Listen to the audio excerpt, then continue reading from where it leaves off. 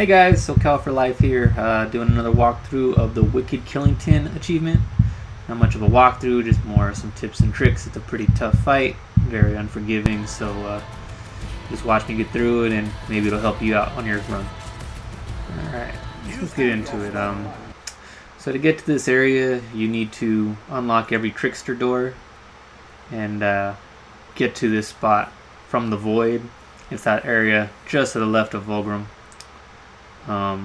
You'll know you have all the trickster doors because there's little diamonds that are purple. Once they're all lit up, that means you got all of them. But yeah, for this fight, he's very tanky, and he does a lot of damage. As you can see right there, look at that hit. That first hit took away almost all of my health. And yeah, just the start of the fight. Really, the best way to approach this is mainly use Strife, and then just try to avoid with War after the fact. Just wait for your Strife to come back to life, and then just use him again. Because War is the same way as Strife is. He'll take like one hit and almost dead already. So just keep your distance. As soon as Strife comes back, there's no reason to use your health because he literally is gonna get 1 to 2 shotted anyway. So I'd rather save the health for War if I get caught in a pinch.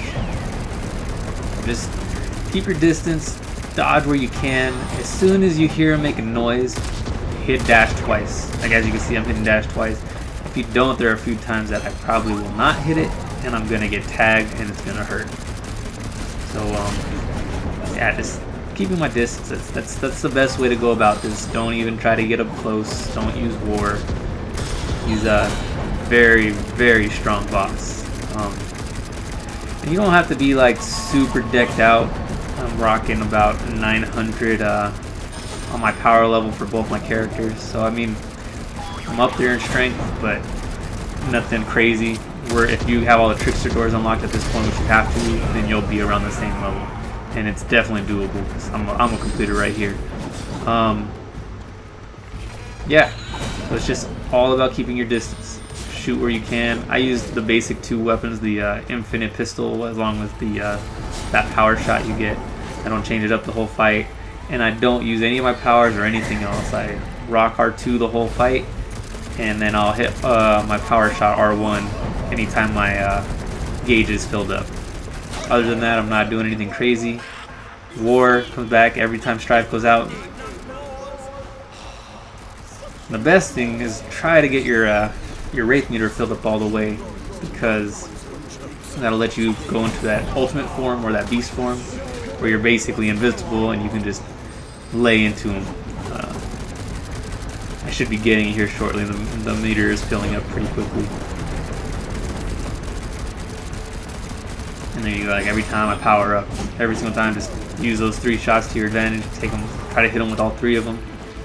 But don't sacrifice your life in the process. If you only get 2 shots and then you have to dash and you lose the 3rd shot, don't worry about it. Just keeping your distance is the biggest part of this fight.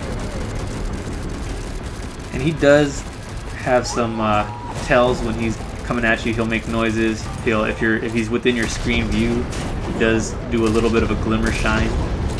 And you just got to keep attention, and you definitely want your volume up for this fight.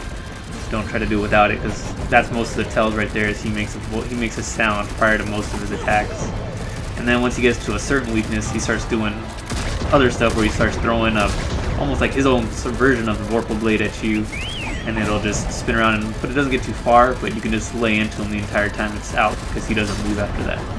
And then he also has this one where he's just shooting these like little ninja stars at you the whole point, and you just want to avoid him because, again, 1 shot and he's just constantly firing at him for a good 5 seconds. So you gotta just dodge for those 5 seconds. That's when the fight gets real tough. It's just trying to get away from that.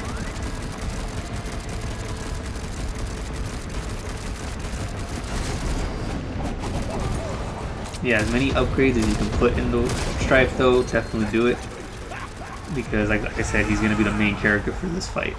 War is just going to be used to run around with, hoping you can stay alive long enough to get your Strife back. So I think it's 15-20 seconds. I think it's 20. But now those, yeah, there you go, 20 seconds. I knew I was going to die here shortly. So then you just use war and run around, run around. And you have your potions. If you have 5, 6 by the time you're here, that's great. If you get hit once with war, just use one, pop it real quick. Don't try to do nothing crazy.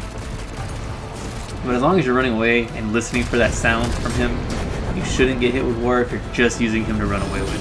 If you try to, like, oh, you have just a little bit of health left on Killington, and you're like, oh, let me just gun-ho it, chances are you're going to lose and you get very frustrated. You can see this is not a short fight. We're 5 minutes in and he's a little less than he's a little more than halfway there. But I just got my ultimate form. Not ultimate, but my beast form, and it just tears through his health pretty bad. So that's the best time. Is look at that. It's down to a quarter health. There you go, even more.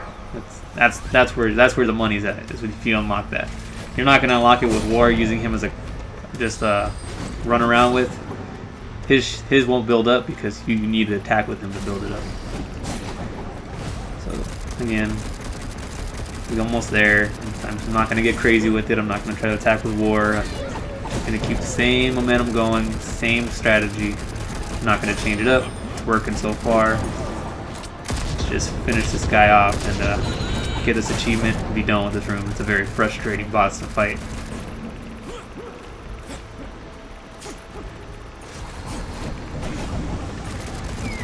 Alright, getting there. And that's weird. Look at my health. I'm completely red, and I'm gonna use my potion right there, but look at you, see that 0 in the corner? I don't understand that. It's acting as if I'm dead, but I mean the clock's at 0, so I don't know what would happen if I actually die right now, so let me really take this seriously. Yeah, I don't know what that's about. Maybe I haven't died this many times and still kept alive with my other characters, so maybe there's a limit on how many times you can die before you respawn, maybe? Or maybe it's just a glitch and that shouldn't have happened, I don't know. But let's just get this guy done so that I don't even want to find out.